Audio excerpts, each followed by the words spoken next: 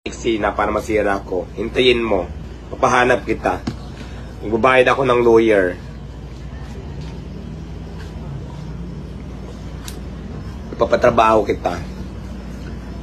Lumabang ka ng patas. Wala namang akong ginagawang masama sa'yo. Nagninegosyo ako ng maayos. Ikaw naninira ka. Kaya dapat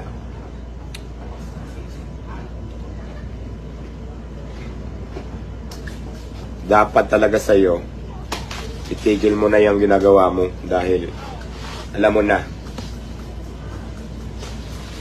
Daya din ang babae, tanawi lang.